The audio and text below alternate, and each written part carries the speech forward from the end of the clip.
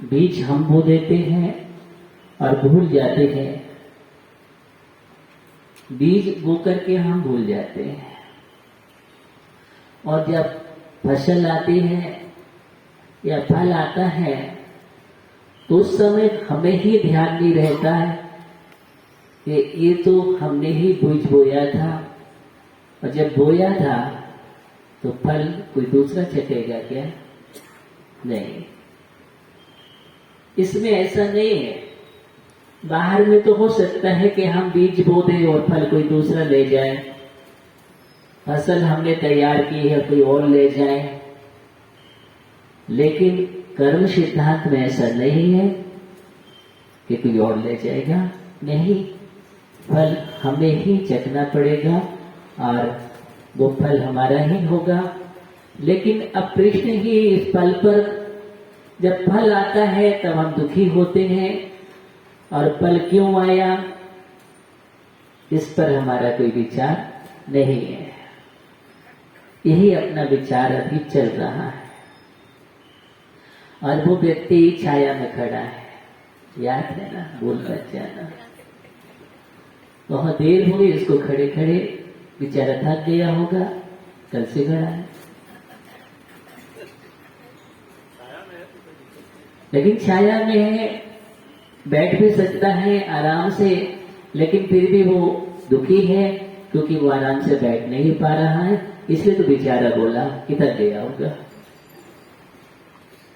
क्योंकि उसके लिए थकान सबसे ज्यादा, अगर कोई थकान है तो विचारों की है, परिणामों की है। जितना वो चलकर के दुखी नहीं हुआ, थका नहीं है, जितना वो अपने विचारों से थक गया है, दुखी हो गया है।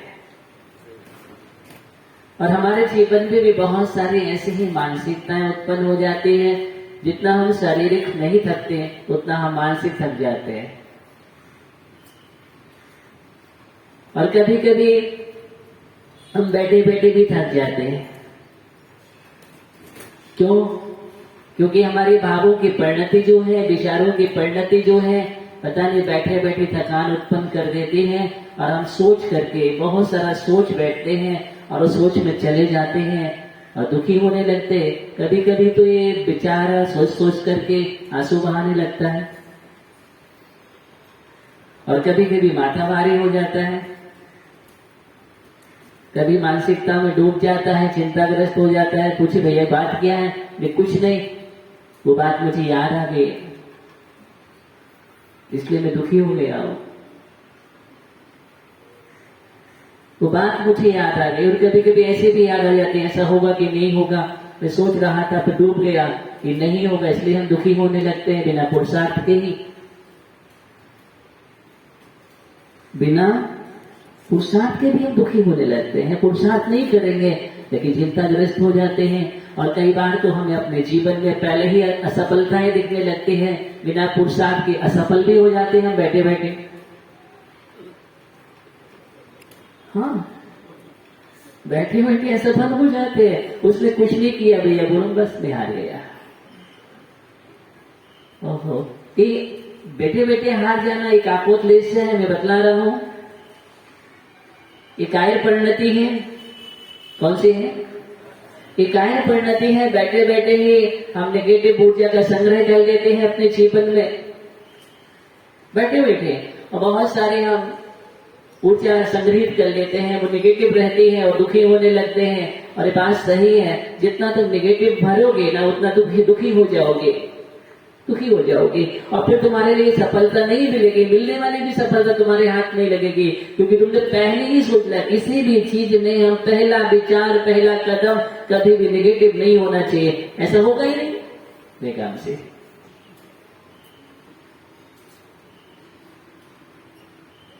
कोई भी कार्य के लिए ऐसा होगा ही नहीं। बस एक गए काम से हमने ये सोचा कि ऐसा होगा ही नहीं, अब कैसे होगा? मैं पास होगा ही नहीं, मैं पेपर देने जा रहा हूं उसमें निकलूंगा ही नहीं, बस हो गया काम, नहीं निकलेगा, मुझसे साधना नहीं होगी, मुझसे साधना नहीं होगी, मैं कर ही नहीं सकता हूं, है? मैं एक आसन भी नहीं कर सकता हूं, एक आसन भी नहीं कर सकता हूं। आप तो उपवास की बात कर रहे हैं, मैं एक आसन भी नहीं कर सकता हूं, ऐसा चीज कभी नहीं कर पाएगा। मुझसे 1 घंटे सामयिक नहीं होती है, 5 मिनट स्थिर जितनी बैठ पाता हूँ, सामयिक कैसे करूंगा? उसने सोच लिया 1 घंटे सामयिक कैसे करूंगा? मैं नहीं कर सकता हूँ। कई बार जवाब दे देते, मैं रात्रि भोजन का त्याग नहीं कर सकता हूँ, नहीं कर सकता हूँ, मुझसे नहीं होता है। ऐसा ही मिलता है कि नेगेटिव विचारधारा वाले जो होते हैं ना, ऊर्जा से ऐसे भरे रहते हैं, तत्काल उनके पास नकारात्मक आंसर भी मिलेगा, वही मिलेगा। कोई आयोजन कार्य करना है और आयोजन के पहले अगर पूरे जीवन में नेगेटिव भी भर ले कि नहीं ऐसा कैसे होगा, ऐसा नहीं हो सकता, नहीं हो सकता है, तो एक भी कदम वो आगे नहीं बढ़ा सकता है। और जिसने पॉजिटिव ऊर्जा का संग्रह किया है, पहले सोच लिया क्यों नहीं होगा, होगा। कौन सा कार्य संभव है मनुष्य के लिए? उसकी डायरी में असंभव नहीं होता है, नहीं होता है, असंभव नहीं होता है। और हम हर समय असंभव लिख लेते हैं, असंभव जहां हमने नोट किया गए काम से। इसलिए मनुष्य डायरी में असंभव शब्द नहीं होना चाहिए। अगर जब मोक्ष जा सकते हैं, अरहंत बन सकते हैं, सिद्ध बन सकते हैं, तो हम क्या नहीं कर सकते हैं?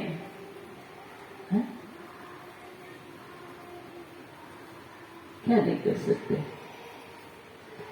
कभी आप विचार करोगे कि आप नारकी बनकर के आए हैं, नरक में यातना सह करके आए हैं, पल पल में इतने कष्ट सहे हैं, आप आश्चर्य करोगे मैंने ऐसा कष्ट। कभी अगर आपके नरक भाव को दिखा दिया जाए, ऐसी व्यवस्था है नहीं नरेंद्र जी, कुछ ऐसी व्यवस्था होना चाहिए। हाँ, आगम पुराणों में पढ़ते हैं तो लगता है उसके बारे में, जितना हम पढ़ते हैं तो ऐसा लगता है वो ऐसा नरक, ऐसा दुख, ऐसा कष्ट, और आप झेल करके आए हैं, भोग करके आए हैं, आप भोग करके आए हैं। लेकिन आप कल्पना करो कि हमने ऐसे दुख भोगे, मैं तो भोग नहीं सकता था। एक पल की जहां पर कोई शांति नहीं है, प्रति पल जहां पर दुख ही दुख है, प्रति पल दुख ही दुख है, उसी का नाम तो नरक है। और वहां पर ऐसा हमने भोगा है, और वो भी कब, कितना पता है आपको? सागरों पर्यंत। कितना? सागर पर्यंत। सागर की आयु प्राप्त की है हमने। 33 सागर की आयु प्राप्त करके वहां 33 सागर तक दुख भोगता रहा। ऐसे दुख हो गए इस जीव ने, कभी 1 सागर का, कभी 7, कभी 10, कभी 17, कभी 22, कभी 33। हाँ, इतने कष्ट भोग करके आया है। और यहां पर थोड़ी सी वेदना आ जाती है तो कहते हैं मैं दुखी हूं। और छोटी सी आयु है? विशाल समुद्र में एक बूंद के बराबर की वर्तमान में आयु नहीं है। बूंद के बराबर, बूंद के भी कई हिस्से करने पड़ेंगे तब तुम्हारी आयु निकलेगी। इतनी छोटी सी आयु में घबरा जाता है ये व्यक्ति थोड़ा सा कष्ट आने पर, जबकि ऐसा कोई कष्ट नहीं है जो नरकों में तो भोग करके आए हो। याद करना कि जब हम ऐसे कष्टों को भोग करके निकल चुके हैं, कि कौन सा कष्ट है हमारे जीवन में, किस प्रकार का कष्ट है, यहाँ कष्ट है कहाँ?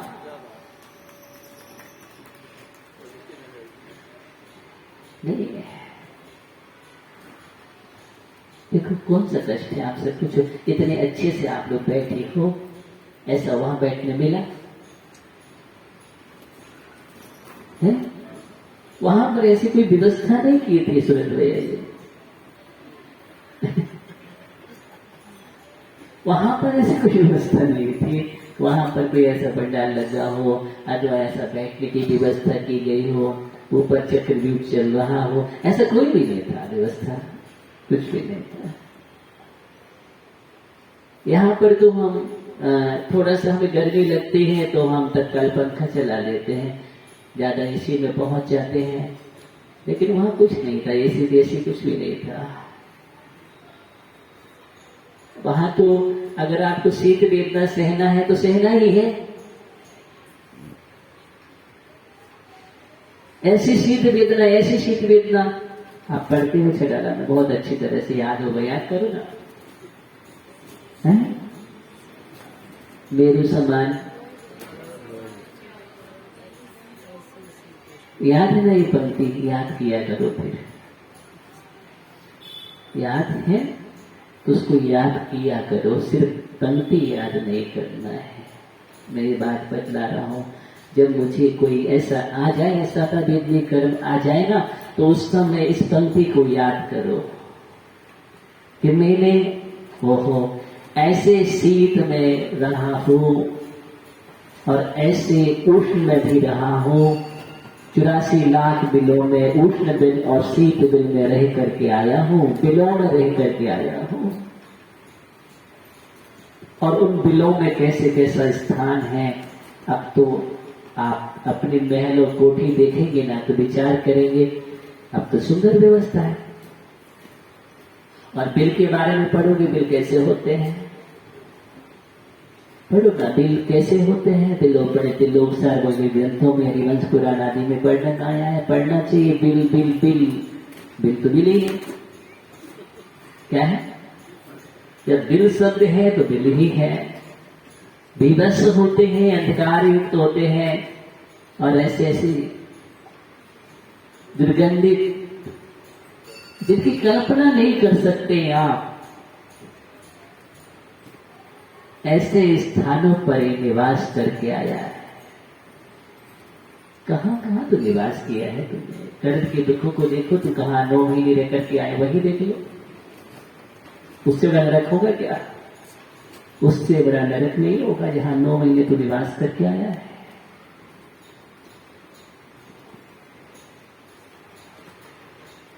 इस बात में हमें चिंतन करना चाहिए। और जब हम चिंतन करते हैं ना, तो हमें बहुत सुख महसूस होता है कि हम तो बहुत अच्छे हैं। क्या है, हम बहुत अच्छे हैं। अब कहाँ है तो, कौन से स्थान पर दुख है? संजय ज्ञानी, कहीं तो दुख नहीं है, है? इतने अच्छे से तो बैठा है, कहाँ कष्ट है? कोई भी नहीं कहेंगे दुखी है, नहीं दुखी नहीं है, बिल्कुल भी दुखी नहीं है। लेकिन वह जो व्यक्ति खड़ा है ना, वो दुखी है। आप नहीं, आप तो ठीक है, बैठ जाओ। वो दुखी है, छाया में होकर के दुखी है। इसको क्या कहेंगे आप? उसको समझदार कहेंगे, ना समझ कहेंगे, विद्वान कहेंगे, अविद्वान कहेंगे, ज्ञानी कहेंगे, अज्ञानी कहेंगे, क्या कहेंगे आप? आप तो तत्काल बोल देंगे, सूरज जी बोल रहे, बोला अज्ञानी है, मूर्ख है। कौन कौन? वो है कौन?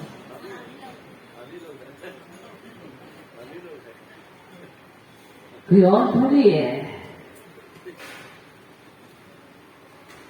छाया में रह करके दुखी है, हम सर्व शुद्धा में रह करके वे दुखी है। इतना अच्छा मनुष्य भाव मिला है, पर्याय मिले हैं, सांगोपांग में शरीर है, इतना अच्छा कुल है, योग संयोग है, सब कुछ है, देव शास्त्रों का सानिध्य है, देशना सुनने को मिलती है, सब कुछ तो हमारे पास है, लेकिन फिर भी हम दुखी हैं। तो कोई और थोड़ी है वो, फिर भी वो छाया में खड़ा है।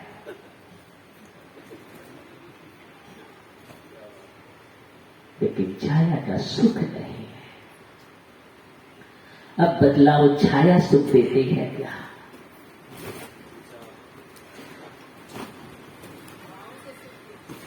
शांति लागी।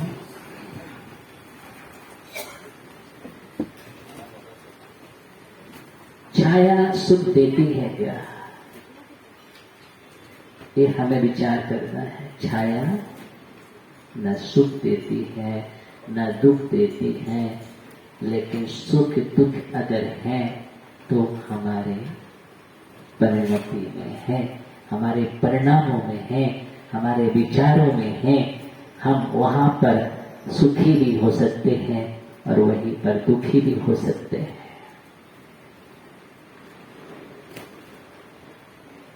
कौन सुखी करता है मुझे और कौन दुखी करता है मुझे? एक वो भी तो व्यक्ति है जो छाया में खड़ा होकर के सुखी है और एक छाया में रहकर के दुखी है। वो यही सोच रहा है कि इतनी लंबी धूप की यात्रा में कैसे तय करूंगा, चारों ओर मुझे धूप ही धूप दिखाई दे रही उसकी दृष्टि में, और एक व्यक्ति छाया में खड़ा होकर के कह रहा है थोड़ी समय की तो धूप है, थोड़ी सी धूप उसके बाद छाया ही तो है। क्या है? थोड़ी सी धूप उसके बाद छाया है, हम आगे चलेंगे फिर छाया मिल जाएगी। तो उसकी दृष्टि में छाया से छाया है और एक की दृष्टि में छाया में रहकर के भी धूप है। धूप दृष्टि वाला दुखी है और छाया दृष्टि वाला सुखी है।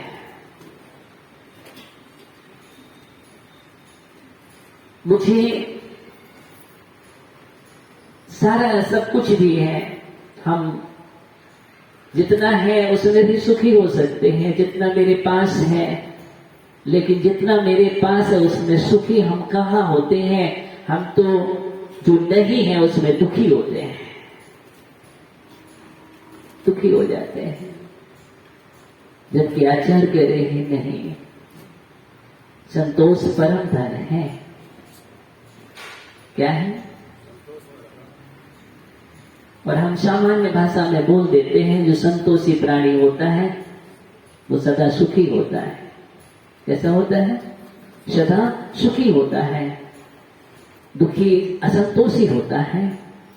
तो हमें तो वही है, मिला है, हमें कैसे करना है जीवन को। विषाद बना करके भी जी सकते हैं हम जीवन को, और प्रसाद बना करके भी जी सकते हैं हम जीवन को। कैसा जीना है मुझे जीवन? विषाद युक्त के प्रसाद युक्त जीवन तो वही है। मिला है तो प्रसाद मान करके, अरे जितना मिला है वो सही है, उसका सम्यक उपयोग करो अपने जीवन में। लेकिन हम सम्यक उपयोग नहीं करते हैं और दुखी होते रहे विषाद अपने जीवन में। तो आचार्य कह रहे हैं इसे असाता वेदनी कर्म का आश्रय होता है। दुख शोक तापा क्रंदन सूत्र है।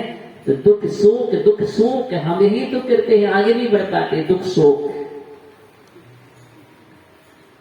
शोक हमारे जीवन में चलता रहता है, और दुख शोक से असाता वेदनी कर्म का आश्रय है, क्योंकि अशुभ लेशिया बन रही, कापोत लेशिया बन रही है। इस कारण से वो असाता वेदनी क्या लाता है हमारे जीवन में? सुख लाएगा क्या? एक हमने दुख किया, दुख भोग रहे हैं। दुख हमने बोया और दुख पाया, फिर हमने दुख किया, फिर दुख पाया। इस संतति चलती रही ज्ञानियों। क्या हम दुखों की संतति को बढ़ाने के लिए इस पर्याय में आए हैं? जय कुमार जी, दुखों की संतति के क्रम को नष्ट करने के लिए हम इस पर्याय में आए हैं, न कि हम दुख को बढ़ाने के लिए बिल्कुल नहीं आए हैं। इसलिए हम दुख खाओ बोलते हैं भगवान के चरणों में, दुखों का भी क्षय हो जाए बोलते हैं ना, दुखों का क्षय हो जाए। दुखों का क्षय तभी होगा जब हम दुखों के प्रति दृष्टि न रखें, दुखों के प्रति दृष्टि न रखें, दुखों की भावना विचार न करें। इसलिए क्योंकि हम उसमें दुखी होते हैं, दुखी हो जाते हैं। क्या करना है? कर्म का उदय आया है, जाएगा, ये तो सिद्धांत है। कभी किसी के साथ रहा कि शाश्वत रहा हो, कि अनुभव भी चल रहा हो और तादाद में ही हो, तो वही तो जगा रहा हूं ज्ञानी। इतना मेहनत कर रहा हूं, क्यों कर रहा हूं? उसी संता के लिए जैसी मुस्कुराहट तुम्हारी अभी है, वैसी मुस्कुराहट उस समय भी बनी रहे, यही तुम्हें कर रहा हूं। और इतनी क्षमता आ जाए तो समझ लेना कि हमारा बोलना सही हो रहा है।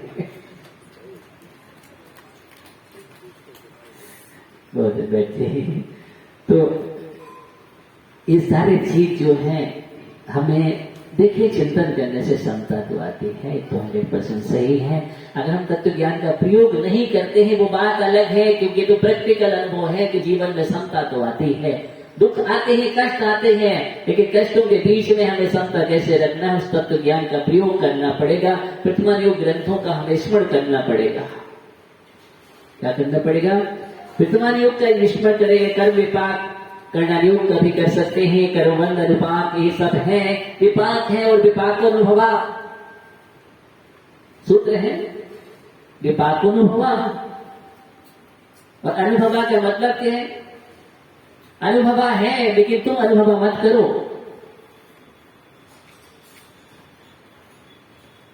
विपाक का अनुभव, लेकिन तुम अनुभव में मत जाओ कि उसी अनुभव में डूब जाओ तो मैं तो अनुभव कर रहा था। नहीं, दुखों का अनुभव नहीं करना है मुझे। वेदना हो लेकिन वेदना ना हो, हम उसको ना वेदें, उस समय वेद हो जाए। क्या हो जाए? वेद। वेद मतलब क्या आना चाहिए, हम उसको ना वेदें। वेदना को हम भेद भी सकते हैं, तो वेद भी सकते हैं। क्या कर सकते हैं? भेद भी कर सकते हैं, उसको हम समाप्त भी कर सकते हैं और उसका वेदन भी कर सकते हैं। मुझे वेदन नहीं करना। अगर वेदन होता तो उस कौशल के लिए केवल ज्ञान नहीं होता, नहीं होता। जलती हुई सिगड़ी रखी हुई है, जलती हुई सिगड़ी रखी हुई है, लेकिन उपयोग सिगड़ी में नहीं है। अगर उपयोग सिगड़ी में होता तो शुद्ध उपयोग नहीं होता। क्या नहीं होता? और शुद्ध उपयोग नहीं होता तो शुद्ध उपयोग प्रकट नहीं होता। शुद्ध उपयोग प्रकट नहीं होता क्योंकि शुद्ध उपयोग नहीं था। शुद्ध उपयोग मतलब शुद्ध भावों में परिणति हो जाना, और शुद्ध उपयोग का मतलब है केवल ज्ञान। वहां शुद्ध उपयोग में लीन थे, इसलिए शुद्ध उपयोग प्रकट हो गया, केवल ज्ञान प्रकट हो गया। सुरेश जी, उपयोग की परिणति। हाँ, दोनों साथ में बैठे हैं। ये अच्छा है, एक संबोधन से सब हो जाता है।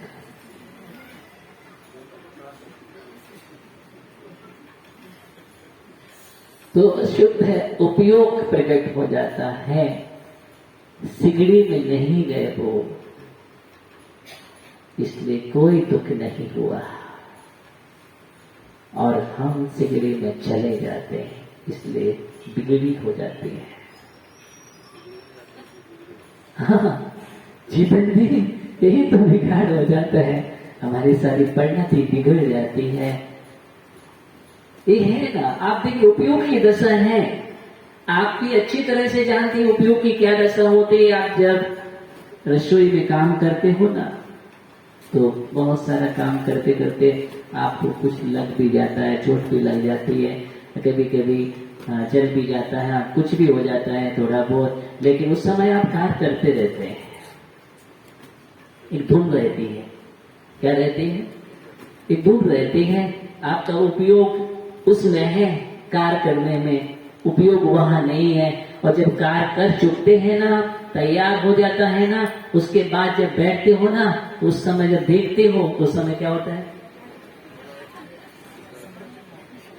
अब वेदना शुरू होती है। अब वेदनी कर्म अब काम कर रहा है, क्योंकि मोहिनी पहले आ गया, और उस समय मोहिनी नहीं था। उस समय मोहिनी नहीं था, इसलिए वेदनी वेदना नहीं करा रहा था। इसलिए वेदनी भी वेदना कराता है तो मोहिनी के निमित्त से कराता है। किससे निमित्त कराता है? मोहिनी की नींद से कराता है। उस समय मोह जाग गया ज्ञानियों, ओहो इतना लग गया, इतना खून बह गया, ओहो अब क्या होगा, देख के चक्कर भी आने लगे। और अभी तक कोई चक्कर नहीं था। ये सारी उपयोग की परिणति है जीवन में। उपयोग हमारा चला जाता है तो हम दुखी हो जाते हैं, शरीर में वेदना है, पीड़ा है, उपयोग चला जाता है और तो हम इसमें इतना उपयोग कर बैठते हैं तो आपका ध्यान भी हो जाता है। और अगर पीड़ा हो और उपयोग ना जाए और तत्व ज्ञान का प्रयोग करेंगे तो बहुत बड़ी बड़ी वेदना भी हमारे जीवन में वेद नहीं कर पाती है। कैसे निकाला जाता है, इतनी तकलीफ है, प्रतियज्ञ साधना में दीन है, उसका मतलब क्या है, उपयोग नहीं, उसमें उपयोग नहीं है। इसी बात को समझना है। ये उपयोग की धारा, हम तत्व ज्ञान की धारा के साथ निरंतर चले, हमारा उपयोग निरंतर अच्छा रहे तो असाता वेदनी कर्म का उदय न होने पर भी हम दुखी नहीं हो गए, दुखी नहीं हो गए। और ये नहीं है तो हम दुखी हैं, हम दुखी हैं। इसलिए बात ये चल रही है कि हमें चिंतन अच्छा बनाना चाहिए, चिंतन अच्छा बनाना चाहिए। हम जो भी स्वाध्याय करते हैं उसका हमें सही सही उपयोग करना चाहिए और वो भी अपने लिए। किसके लिए? अपने लिए करना चाहिए। असाता वेदनी कर्म का उदय आया, दुख हुआ है तो असाता वेदनी कर्म अपना काम करेगा, उसको अपना काम करने दो और मनीष भैया हमें अपना काम करने दो। अरे दोनों का कार्य स्वतंत्र है, कर्म स्वतंत्र है, हम स्वतंत्र है, हमारी सत्ता स्वतंत्र है, उसकी सत्ता स्वतंत्र है। अध्यात्म में जाइए ना, एक द्रव्य का आश्रय, किसका? एक द्रव्य का आश्रय के माध्यम से हम समझ लें हमारी सत्ता स्वतंत्र है। अब करो भेद विज्ञान के कर्म हमारा नहीं है, कर्म हमारा नहीं है, हम तो कर्म से भिन्न है, समस्त द्रव्यों से भिन्न हमारी आत्मा है, पर द्रव्यों से भिन्न। यहाँ पर चिंतन करना है सब द्रव्यों का, हमारी आत्मा के अलावा समस्त पर द्रव्य है, फिर मैं पर द्रव्य में क्यों जाऊं? कर्म भी हमारा स्वभाव नहीं है। उस समय स्वभाव का आश्रय लीजिए, यानी उस समय स्वभाव का आश्रय लीजिए। तो कर्म कर्म है, हम हैं। अब क्या करना है जीवन में? कर्म अपना कार्य कर रहा है, अपना कार्य करें, हमारा उपयोग में होना चाहिए। क्या होना चाहिए? बैठो मनीष भैया, उपयोग हमारा उपयोग में होना चाहिए। उपयोग जब उपयोग में चला जाएगा तो वेदना नहीं होती है, क्या नहीं? और उपयोग जब कर्म में चला जाता है तो वेदना होती है। इसलिए हमारा उपयोग कर्म में नहीं जाना चाहिए। असाता वेदनी कर्म का उदय आया, आने दो। किसके जीवन में नहीं आया? बोलो, ऐसा कोई जीवन है जिसके जीवन में सादा वेदनी कर्म का उदय नहीं आता हो? अरे सादा असादा चलता रहता है, ये चलता रहता है। कोई असादा का क्षय तो हो नहीं गया कि उदय में नहीं आएगा। अब वो बात अलग है, किसी को कम होता है, किसी को ज्यादा होता है। अनुभाग है तो हमने जैसा बांधा होगा वैसा आएगा। जैसा हमने जिस परिणामों से हमने बांधा है, अगर तुमने तीव्र कषाय से बांधा है, तीव्रता में तुमने कर्म किया है तो अनुभाग शक्ति तीव्र पड़ेगी, अनुभाग तीव्र पड़ेगा। कर्म सिद्धांत की बात कर रहा हूं। तुमने कैसे किया कर्म? कैसे कर्म किया? तुमने गहरी मायाचारी की थी तो क्या करोगे? फल तो मिलेगा ना। क्यों करते हो?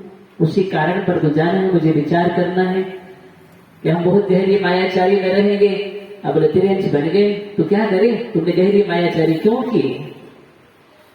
क्यों कि मायाचारी? अरे मायाचारी करते करते परिणाम तो मिलेगा तुम्हारे लिए। किसी को नहीं छोड़ता, मुनिराज को भी नहीं छोड़ा। किसको? मुनिराज को भी नहीं छोड़ा। मृदुमती मुनिराज, उनको भी नहीं छोड़ा। अंदर की मायाचारी के परिणाम देखो कहां फल दे जाता है। हम सोचते हैं हमें फल नहीं मिलेगा, लेकिन फल मिल जाता है। एक बहुत साधना संपन्न ऐसे योगी राज आए थे, मुनिराज आए थे, अनेक तपस्या और अनेक गुणों से संपन्न थे, रिद्धि संपन्न थे, और उनके लोग भक्ति और पूजन करने आ रहे थे, अर्चना करने आ रहे थे। और उस समय कुछ समय क्या हुआ, वो मुनिराज चारणधारी मुनिराज चले जाते हैं और उनके स्थान पर दूसरे मुनिराज आ जाते हैं। देखिए इतनी सी बात छिपाई, समझ रहे ना आप? बात कहेंगे क्या किया था उन्होंने, क्या दिक्कत थी, लेकिन परिणामों में थोड़ा सा अंतर आ गया। और परिणामों का खेल देखो, इतना उन्होंने स्पष्ट नहीं कर पाया कि हम वो मुनिराज नहीं है। समझ रहे? हम वो मुनिराज नहीं हैं। वो रिद्धिधारी मुनिराज थे, लेकिन हम वो मुनिराज नहीं हैं। और उनके भी उसी प्रकार सभी लोग वही समझ करके निरंतर करते रहे, और उनके परिणामों में आ गया कम से कम मेरी प्रशंसा ख्याति तो हो रही है। क्या हो रही है? चलो अच्छा है, क्या जा रहा है, प्रशंसा हो रही है, सब कुछ हो रही है। इतने से भाव अंदर में आने से विचार करना, आगे जाकर के वो मुनिराज, पता है ना, त्रियंच मायाचारी के परिणाम, वहां पर त्रियंच मालूम त्रिलोक मंडल आते। ओहो, क्योंकि कहीं न कहीं कर्म तो फल देता ही है। इसलिए इस बात पर हमें विचार करना है कि हम तो बहुत कुछ करते हैं, उन्होंने तो इतना ही किया था, और हम तो क्या क्या नहीं करते हैं। ये सोचना है मुझे, इतने से इतना फल और हम तो इतना कर रहे हैं, तो उसका परिणाम क्या होगा। इसलिए हमें सावधान होने की आवश्यकता है कि हम तो मालूम है कितनी बड़ी बड़ी मायाचारी छलकपट करते रहते हैं, और क्या क्या नहीं करते हैं, कितना धोखा देते हैं दूसरों के साथ भी और अपने साथ भी। किसके साथ? अपने साथ भी। तुम अगर सही मायने में देखा जाए दिलीप भैया, तो अगर हम देखते हैं तो हम अपने ही लिए ही ईमानदार नहीं है। हाँ, स्वयं के लिए भी ईमानदार नहीं है। आप कभी बात करना अपने से बैठ करके कि तुम अपने साथ भी ईमानदारी से पेश नहीं आ रहे हो, अपने साथ भी तुम बेईमानी कर रहे हो। धोखा अपने को दे रहे हो, हाँ, अपने को ठग रहे हो, अपने साथ छल कर रहे हो, और वो छल के छाले भी तुम में ही पड़ रहे हैं। इसमें ध्यान देना कि हमें चिंतन करना है। ये दिलीप भैया की बात नहीं कर रहा हूं, मैं सभी भैया की बात कर रहा हूं। कैसा हमारे जीवन में कोई भी हो, हम अपने साथ ऐसा कर रहे हैं, क्यों कर रहे हैं? क्या इसलिए मुझे मनुष्य पर्याय मिली है क्या? ज्ञानी मुझे ऐसा चिंतन करना है, नहीं मिले। अपने को धोखा देने के लिए पर्याय नहीं मिले है। बैठ जाओ भैया, अपने को धोखा देने के लिए नहीं मिले, तो क्या दूसरों को धोखा देने के लिए मिले? इसका मतलब ये मत समझ लेना। नहीं, रुपेश तो खुश हो रहा था। नहीं, ऐसा नहीं है। ना अपने को धोखा देना है और ना दूसरों को धोखा देना है, कर्म बंद तो बिल्कुल भी नहीं। मुझे साफ रहना है, स्वच्छ रहना है। ये जीवन अच्छा जीने की आदत डालो, बनावटी जीवन मत जियो। बहुत जी लिया है हमने कृत्रिम जीवन। कौन सा? हाँ, कृत्रिम जीवन बहुत जी लिया है हमने। कृत्रिम नहीं, अकृत्रिम की ओर बढ़ो। किसकी ओर? ये अकृत्रिम, हमारा जीवन अकृत्रिम होना चाहिए, स्वभाव होना चाहिए। स्वभाव मार्गम क्या मनुष्य है? क्या है मनुष्य? कौन? भूल मत जाना। सुन रहे हैं, वह स्वामी महाराज स्पष्ट कह रहे हैं, हम थोड़ी कह रहे हैं। स्वभाव मार्गम क्या मनुष्य है? मृदु मनुष्य है, कठोर मनुष्य नहीं है। इसलिए अपने जीवन को पाषाण मत बनाइए। पाषाण जैसा तुम्हारा जीवन बन जाता है, उस समय मनुष्यता चले जाती है। पाषाण का जीवन मनुष्य का जीवन नहीं है। इतना कठोर मत हुए।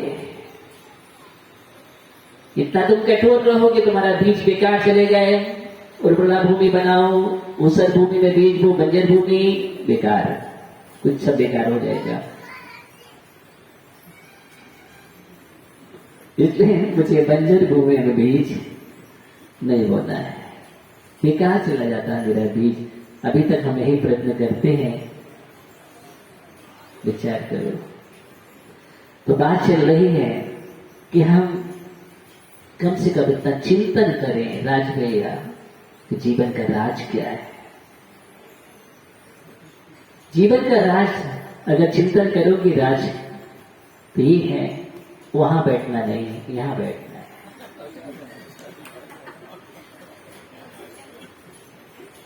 यही तो है।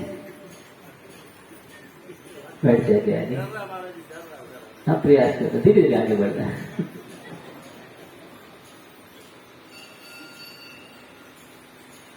चिंतन की धारा हमारे जीवन में चलना चाहिए। तो क्या करना है? बैठ छाया में खड़े होकर के कैसा सोचना? आगे भी छाया है, दृष्टि में छाया होना चाहिए, धूप नहीं। हम धूप याद करेंगे तो फिर दुखी हो जाएंगे, और छाया याद करेंगे बस है। 4 कदम चल के फिर छाया है ना जीवन में। 4 कदम चलने के बाद सुख ही तो है, दुख तो निकल जाएगा। दुख है कितना सा, थोड़ा सा आया है चला जाएगा, उसके बाद सुख है। रात्रि के बाद दिन याद करो, तुम दिन के बाद रात्रि याद करते हो? हाँ? रात्रि आएगी तो निकल जाएगी, दिन याद करना है मुझे, बस क्या है, कितने घंटे की बात है। कुछ ही क्षणों में तो प्रभात होने वाला है, सुप्रभात होने वाला है। इसलिए अगर हम सुप्रभात का स्मरण करते हैं रात्रि में तो भी दुखी नहीं होंगे। यही बात, यही तत्व ज्ञान। क्या है? ये तत्व ज्ञान है। और इसी का सहारा तो लिया था कि सीता के जीवन में कितना कष्ट आया, कितना कष्ट आया, लेकिन इस तत्व ज्ञान का प्रयोग किया है।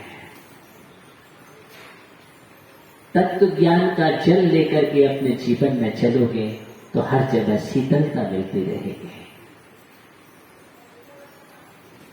हर क्षण शीतलता मिलेगी, कहीं भी दुखी। इसी का सहारा लिया था। जिन जिन पर हम इतिहास जब पढ़ते हैं इसी का सहारा है। और है क्या हमारे पास? तत्व ज्ञान का सहारा, तत्व ज्ञान का प्रयोग मुझे इसी समय करना है। ऐसा नहीं जब हम सुखी हैं, अच्छे से बैठे हैं, पंखा चल रहा है, एसी में बैठे हैं, बहुत तत्व ज्ञान की बात करते हैं, और जब कोई कर्म आ जाता है पूरा तत्व ज्ञान चला जाता है। नहीं नहीं, ये तत्व ज्ञान नहीं है। ये तत्व ज्ञान तो उस समय है जब तुम बाहर निकलते हो और किसी ने तुम्हें अपशब्द का प्रयोग कर दिया। क्या कर दिया? किसी ने तुम्हारे लिए दुर्वचन बोल दिए, खोटे वचन बोल दिए। अब उस समय तत्व ज्ञान का प्रयोग करो, खोटे वचन होने पर भी तुम खोटे ना हो। ये है तत्व ज्ञान, है कि नहीं? ऐसा हम तत्व ज्ञान का प्रयोग कदम कदम पर करें। अपने परिवार में जाकर के घर में पहुंचे और घर में जब कोई उपस्थित हो जाए, क्या घर में जब कोई उपस्थित हो जाए, क्या क्रोधमान माया की परिणति चल रही है अथवा कोई कोप भवन वाला हो जाए, तो उस समय हम क्या प्रयोग करें, अथवा कोई उग्र परिणति हो जाए तो उस समय हम क्या प्रयोग करें। हमारे लिए बौछार भी कोई कर दे, हम तत्व ज्ञान का जल लेकर के चल रहे हैं तो हम उन बौछारों से प्रभावित नहीं, असद निमित्तों से प्रभावित नहीं होना तत्व ज्ञान का सही प्रयोग है। क्या असद निमित्तों से प्रभावित नहीं होना तत्व ज्ञान का सही उपयोग है, और सद निमित्तों से प्रभावित कर लेना तत्व ज्ञान का सही प्रयोग है।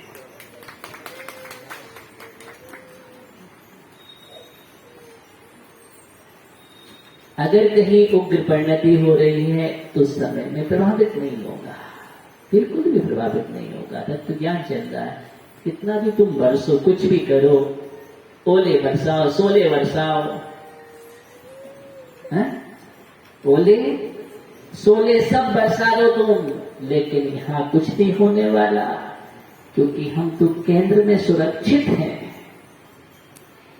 इसमें हम केंद्र में सुरक्षित हो गए तत्व ज्ञान के माध्यम से। यही कारण है कि ओले सोले कितने भी बरसे, लेकिन ओले सोले कोई प्रभावशाली नहीं हुए और केवल ज्ञान हो गया। क्या हो गया? केवल ज्ञान हो गया। अनिल भैया, केवल ज्ञान हो गया, ओले सोले से प्रभावित। ये है तत्व ज्ञान। हमें भी प्रभावित नहीं होना। अगर ऐसा जीवन हम अपने सीख लें तो परिवार स्वर्ग बन जाएगा। आप देख लेना, घर हमारा स्वर्ग बनेगा। क्योंकि अगर कोई होता भी है, बरसता भी, तो बरसने दो भैया, हम तो शाम सुबह शाम में जल लेकर के चल रहे। कौन सा? शाम में जल लेकर के चल रही है, और उससे अच्छा प्रभाव पड़ेगा हमारा भी और सामने वाला भी। और उस समय ईंधन लेकर के चलेंगे तो गड़बड़ है। ईंधन लेकर के नहीं चलना। अभी तो हर समय हम ईंधन लेकर चलते हैं। ईंधन रहता है हमारे जेब में। क्या रहता है? हाँ, ईंधन नहीं देना है। ईंधन देता रहेंगे तो क्या होगा मनोज भैया? क्या होगा? हाँ, आग और बढ़ेगी। और सामान्य ईंधन लेके नहीं चलता है, सीधा पेट्रोल लेकर के चलता है। बोले आग नहीं लग रही तो और लगा और देंगे। अरे नहीं, ऐसा नहीं करना है, ऐसा नहीं करना है। आग बुझाने की आदत डालो, बड़ा होगा। फायर ब्रिगेड तत्काल हाजिर है। परिणामों का, इसका परिणामों का आग बुझ जाएगी, बहुत जल्दी बुझ जाएगी अनिल भैया। इसलिए हमें ऐसा काम करना है, अगर कोई आग लग भी रही हो तो क्या करना है? हाँ, ज्ञानी हो गए अब तो हम उसी का काम करेंगे। और ये जीवन में ये अच्छी वेश्या का परिणमन है। मतलब हम अशुभ से शुभ में पहुंच गए हैं, अशुभ से शुभ में पहुंच गए हैं। शुभ वेश्या के परिणाम तो यही होते हैं। हमारे अंदर आर्द्रता आ गई है, कठोरता नहीं है, मृत्यु आ गई है हमारे अंदर, अब मनुष्यता भी आ गई है। हम सच्चे मायने में हम मनुष्य बन गए हैं। क्या हो गए हैं? हम मनुष्य बन गए हैं। बस कुछ ही अच्छे मनुष्य बन जाओ, कोई दिक्कत नहीं। अच्छे मनुष्य बन जाओगे तो भी बहुत अच्छा लाभ है हमारे जीवन में। जो मनुष्य की सही सही परिभाषा दी गई है, उस परिभाषा के अनुसार हम खरे उतर जाएं तो देखना भगवान बनने में समय नहीं लगता है ज्ञानियों। अगर समय लगता है तो एक अच्छे इंसान बनने में लगता है। अच्छा इंसान भगवान बहुत जल्दी बन जाता है। इसके साधना मुझे करनी है एक अच्छी इंसान बनने की, ठीक है ना? भगवान बन जाओगे। इंसान भी तो इसलिए तो बन रहे हैं, हमारे अंदर सारे गुण आ जाते हैं। वो भगवान बनने में जो निमित्त भूत गुण हैं, क्या है? भगवान बनने में निमित्त भूत गुण हैं, उन गुणों को लाना। जो गुण कारण हैं, अभी तक अच्छे कारण नहीं थे हमारे जीवन में, अब मुझे अच्छे कारण का उपयोग करना है। तो दुख शोक ताप आदि की परिणति ये असाता वेदने की परिणति है। अब मुझे नहीं करना है, तत्व ज्ञान का चिंतन करना है। शोक करने से कापोत्लेष्या, रुष्ट करने से कापोत्लेष्या, ये कापोत्लेष्या की परिणति चल रही थी। हमें मिला क्या? कुछ नहीं मिला। परिणाम आर्ता ध्यान बने, त्रियंश पर्याय मिलती है, इसलिए मुझे शोक नहीं करना, क्योंकि मुझे त्रियंश नहीं बनना है। मुझे त्रियंश नहीं बनना है, ठीक है ना? आपका समय हो गया। अब इतना सब मुझे त्रियंश नहीं बनना है, तो क्या बनना है? समझदार हो। नारकी पहले ही मना कर दिया, तो नारकी भी नहीं बनना है। अब मुझे त्रियंश भी नहीं बनना है, तो समझदार हो, क्या बनना है? शोका कुला सदा रुष्टा, ये बात चल रही थी। परात्मनिंदा प्रशंसकः संग्रामे प्राप्ते मृत्यु कापोदो मुदाहिता, ये कापोत्लेष्या का लक्षण था। जो शोकाकुल हो जाता है वो कापोत्लेष्या है। सदा रुष्टा, भूल मत जाना, हर समय रुष्ट रुष्ट रुष्ट रुष्ट कोप कोप भवन नहीं, वो भी अच्छा नहीं है। ये कापोत्लेष्या का लक्षण है, इसलिए मुझे ऐसा कार्य नहीं करना है। सदा रुष्टा की प्रगति जिसकी बन जाती है ना, वो प्रगति अच्छी नहीं, उसको लोग पसंद नहीं करते हैं। ये तो हर पाल में इससे कोई बात करेंगे रूठ जाएगा, कौन करे इससे बात? इसको कोई भी बात कहेंगे धैर्य नहीं है, रूठ के बैठ जाएगा अभी। इसलिए भैया हम उनसे तो दूर रहते हैं। क्या करते हैं? हम उनसे दूर रहते हैं, उनके सामने कोई बात भी नहीं करते हैं। सदा रुष्टा, परार्थ निंदा प्रशंसा, पर की निंदा और अपनी प्रशंसा, इसके बारे चर्चा बाद में करेंगे, क्योंकि घड़ी का कांटा। तो ये सब संग्राम में प्रार्थी मृत्यु, संग्राम में मृत्यु की प्रार्थना कर गए। युद्ध में जा रहा है, मरने की भावना कर रहा है, कायल है। अब मैं क्या करूंगा? तो मरने की प्रार्थना करने लगा कि कायल लोग कापोत्लेष्या वाले हैं, हम तो वीर पुरुष हैं, कायर थोड़ी है। क्यों? वीर के शासन में रहते। किसके शासन में? वीर का शासन चल रहा है, वीर महावीर का शासन है, तो हम तो वीर हैं, कायर थोड़ी बनना है मुझे।